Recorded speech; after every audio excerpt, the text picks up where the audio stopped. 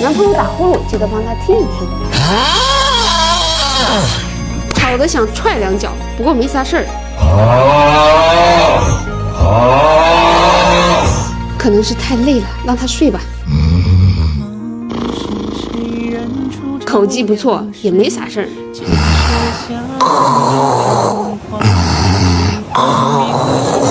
问题不大，糖吃多了吧？